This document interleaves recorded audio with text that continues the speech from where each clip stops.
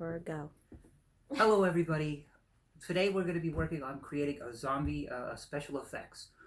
So I have all of the things that we need, and my lovely assistant Rebecca here. At any point, you can totally pause the video, so that way, if things are going too fast. So the materials that you're going to need are basic. Most can be found around the house. I have tissue paper. You can even use toilet paper, Elmer's glue. I have my latex. If you have an allergy to latex, you can use Elmer's glue instead. I'll go over that. I have foundation. I have eyeshadow, lipstick, a popsicle stick, Q-tip, paper clip, cotton ball, a mirror just so you can see what you're doing. And I do have some example pieces as well. So like, yes, you can save these so you can start up your own scab collection. Okay, so when I get started, the first thing I'm going to do is I'm going to take a little bit of Elmer's glue, and just a little bit. So when you're working with glue, just like with anything, the more Elmer's glue you use, the longer it's going to take to dry. So I'm decided that we talked about this, and we're going to debating where we should put this. And I had too much glue and it dripped on her shirt. So that's another thing. That's a very important thing with the latex. You do not want to get that on your clothes. So I'll go over things as we're doing this. So as you can see, I put a bunch of Elmer's glue. I spread it around, so it's not a whole lot. So keep it like that. Keep it like that. Okay, so now I have my tissue paper, and I'm going to cut it up into small little pieces. I'm tearing it up because I want the frayed edges, and I'm going to place it over all of the glue. You can create more on your face. You can create it on your arm. You can do it. Try to avoid along your hairline, your eye, your mouth, and your neck. Mostly your mouth and your neck, because if you're moving as you're doing this, it'll wrinkle and it won't set. If you do it, you want to get it in your hair. If you get it in your hair and the latex dries, you're going to have to pull it out or it's going to be bad. So don't do that. Also, try to wear old clothes that you don't care much for. If you get latex and it drips onto your clothes, let it dry. Don't smear it. I've done that. I've had that mistake. Don't smear it. So let it dry, and then you can peel it off. So I'm taking my popsicle stick, and I'm spreading it on. And I'm spreading it all over, and I'm covering every single bit of the tissue paper. And I'm going beyond the tissue paper and onto her skin. Again, if you have an allergy to latex, you could just use Elmer's glue. And you can use Elmer's glue, again, very, very thin and in a similar way. So I always like to think of this as buttering toast. So when you butter toast, do you want toast with only a tiny bit of that's got butter on it? No, got to butter that whole thing. Okay.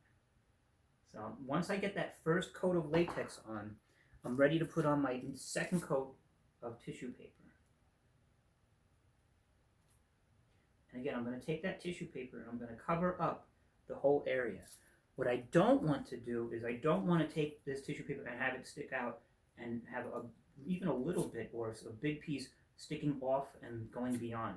Because then your wound is going to get bigger and bigger. And it's going to get out of control and you're not going to be able to totally take care of it. So here we go. This is the second coat. Again, keep it thin.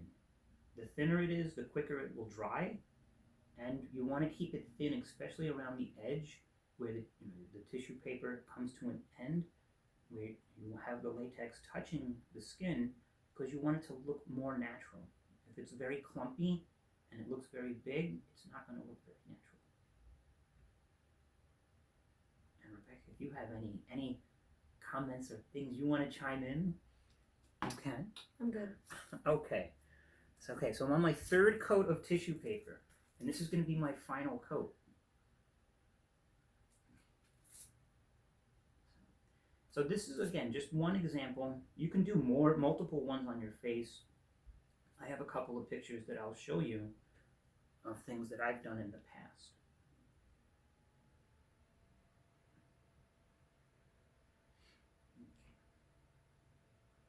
So I got my third coat going on. And I'm not going too thick. And she's very good at moving her face around, so I don't have to worry. It's not wrinkling up. It's going on very well.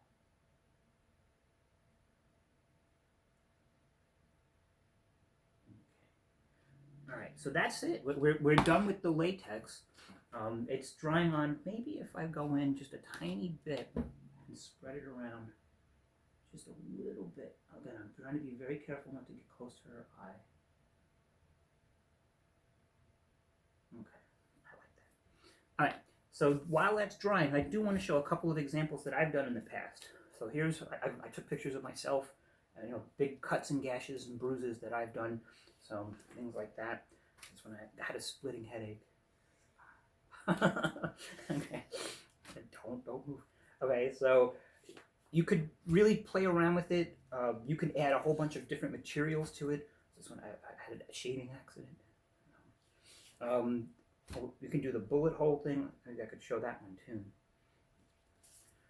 And I will show how to use fake blood with that. That's the last step. Everybody always gets it to that. Okay, so actually, if I was going to do a bullet hole, I'm just going to take a tiny dab and just put a tiny bit right there. Okay, I'm just going to let that sit. So the next step is I'm going to take foundation. So you can get this at the dollar store. There's different shades. Find the one that works best for you, for your skin tone. For me, it's more of the darker one. The dark one, there's medium, and then this is the light. So what I'm going to do is I'm going to put a little bit on and apply it onto her. Oh wait, do I want to do that first? Because I could do that. You know what? Hold on 1 second. I've jumped the gun. And that's okay if things like that happen. So, because if you mess up, you could always go back in and you can do it again. You can keep these, you can reuse them, and you can play around with it. Okay, so here I have my paper clip. I opened it up. So I have my little point. And I'm going to go in and I'm going to pick at the latex. Now, because of the tissue paper being added on there, when I tear it, it creates a nice effect, and it looks like really torn up flesh.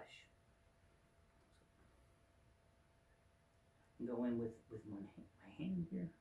If you're doing this by yourself, I would recommend do it in your bathroom, or do it so that way you have a mirror. And try to tear as much as you can. I used all of this part of her face for the wound, so use the whole thing up. Tiny bit towards a little bit of latex. Okay. So now that I have that all done, I have her big tear. Now I'm going to go in and I can use lipstick, or if you have black body paint, like you get at the Halloween store, you can use that. So this I'm going to put and smear on the inside of her wound.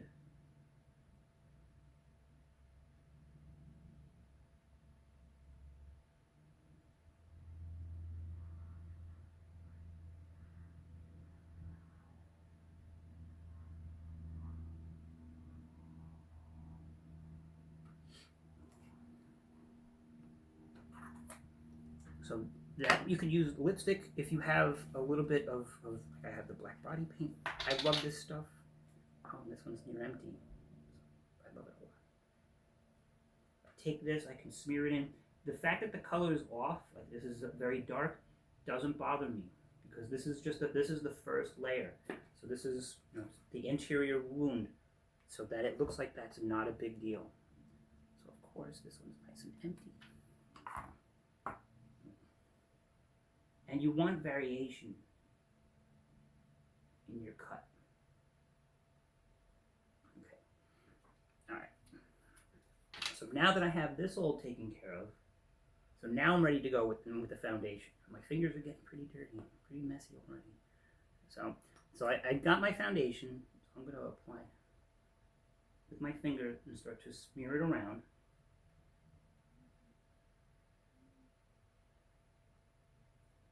And you want to get all of the latex, and you want to go beyond the latex, and you want to get it onto the skin as well. Now, I think Rebecca's much better at makeup than I am, but I'm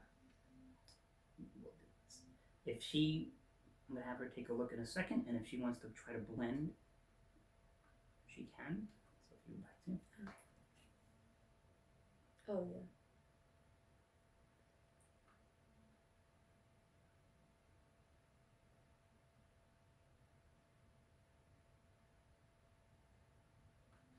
So I used quite a bit. You don't need to use that much. You can always add more. I can't put this extra back into the container. Okay.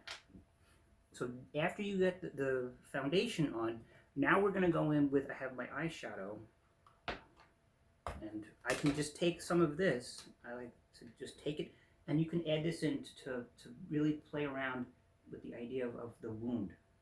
So this can go everywhere. You could do like scratch. I'm using a little bit on my fingernail, and I'm doing like scratch marks. Because we're a zombie. We're the dead here. So try to create it as variable as possible. And you can, yeah, go all over. So sometimes what I like to do is I like to do it underneath the eye. So that way it looks like when you see like a zombie, with the sunken in eyes. So I'm only going to do it, sorry about that, up there, but you can do it here as well. So to create that sunken in effect. And you could even go on to the neck. I'm not going to do that. No, I should. Because this is a tutorial. We want to show it.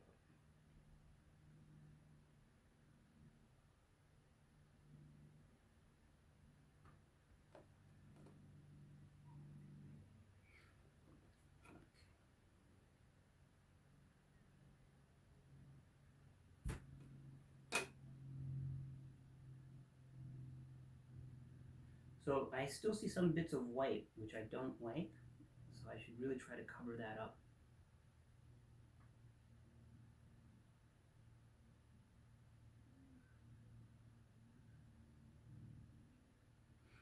So now, I have a couple other things. I can go back with the lipstick and I can add this on. Let's see what color this one is. Oh, this one's a little bit lighter. So again, I think the variation can really play in well.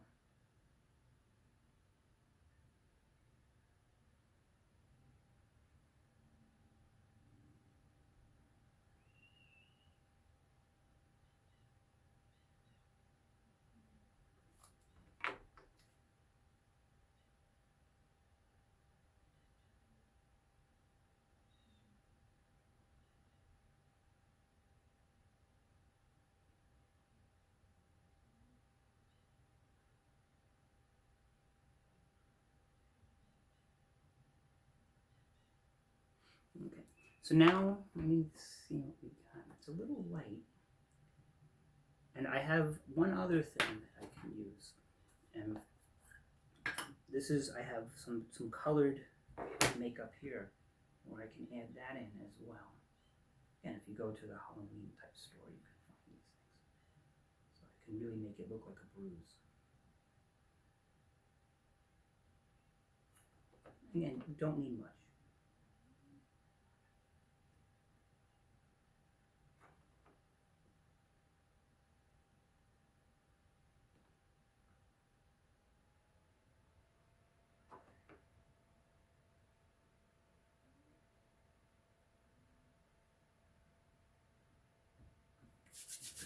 The last step, I'm going to go in with my Q-tip and my fake blood, and I'm going to start to apply that.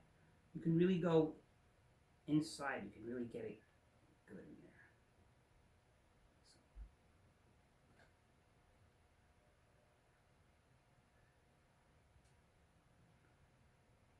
But not just on the inside. So like I definitely want it on the inside, but I can put it on the edges, on the outside.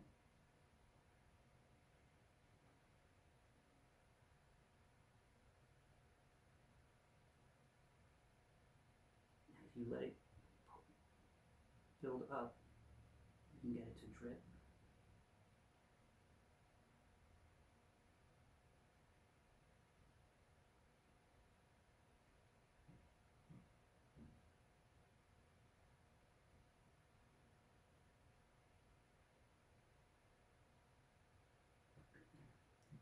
If you want to go into my bullet hole.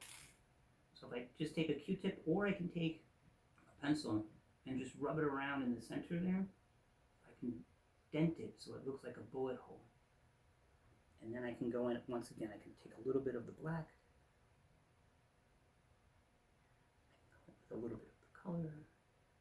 didn't add foundation, but you could do that. Take a tiny bit of the foundation.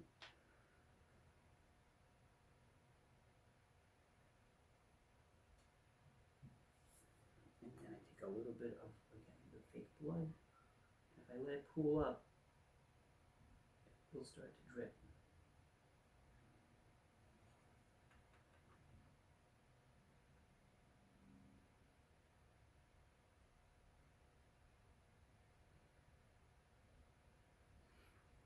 So there we go.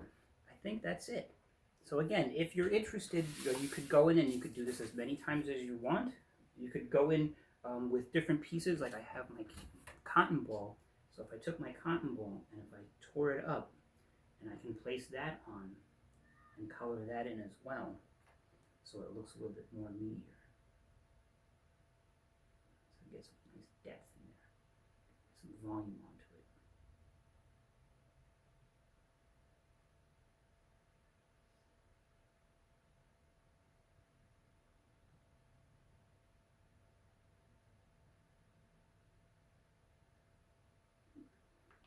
Okay, so there you have it. Thank you very much. I hope you guys have a great Halloween, and yeah, zombieify yourselves.